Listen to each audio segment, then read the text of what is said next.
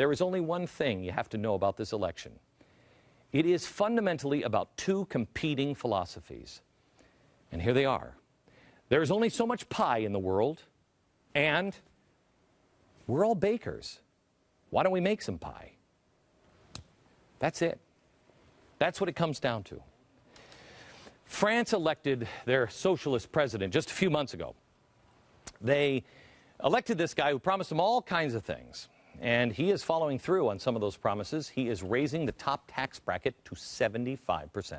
It will happen here. So everything above a certain amount, you only get to keep 25% of it. Now, let's just imagine that you were a small business that made $1 million a year. And you had this great idea that could expand and could earn you another $10 million and create all kinds of jobs. But you'd make over $1 million a year. Would you bother risking it? Would you bother even doing all of that work if the government would keep $7.5 million of that $10 million? I wouldn't. What would be the point? Massive frustration. That's why France's richest man has decided to leave France. They're brutalizing him in the press. But what do they expect him to do? It's the same thing that happens here when they jack up the tax rates in New Jersey or California. People flee to Florida or Texas. Do we demonize those people? No, it makes sense. Get out from under the oppression. Just read the article about the differences between rich people and poor people and how they think.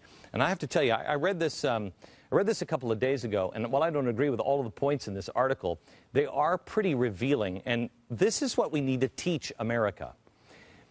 They say the differences between rich and poor. The average person has a lottery mentality. Maybe they'll strike it rich.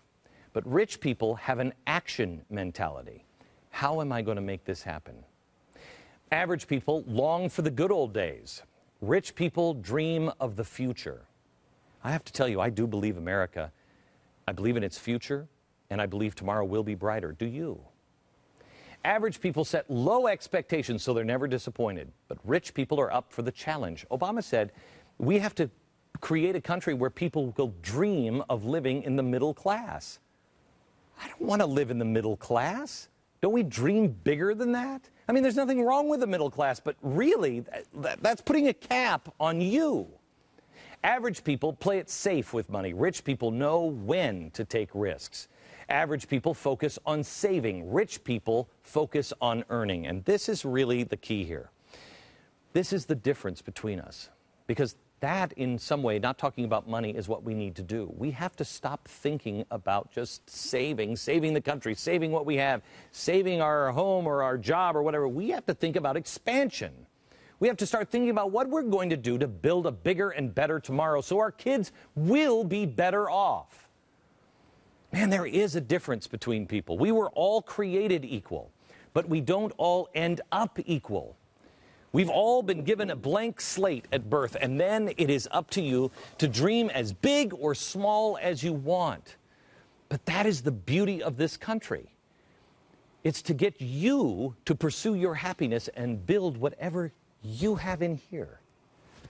It's what has attracted people to this country, and it's why we've always had great hope for a better tomorrow, because people are always coming here and saying, I can make something much better. The world's best and brightest knew that they could maximize their potential here. But sadly, that is quickly no longer becoming the case. America under Obama has gone from the most competitive nation on the planet to the 7th most competitive, because we're handing out ribbons and trophies to people who didn't do anything. Are you better off than you were 4 years ago? You have to ask that question. And you have to answer that question with the facts. The answer is no.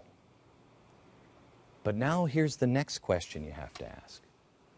Are you up to changing that? The only way we can change that is if we actually ourselves believe and then teach our children that we will be better off tomorrow with hard work and principles. This is something I'm going to talk to you about a little bit on Wednesday. We have to correct this course immediately. We have to become cheerleaders or storytellers. It's what I put up on my chalkboard in my office. Storytellers. Telling the story of America, it is our highest goal. To use our resources, our time, and our talents to tell the story, the hard facts of America, to lift up, expose, inspire, and give courage to all the world. It's time for a second American century.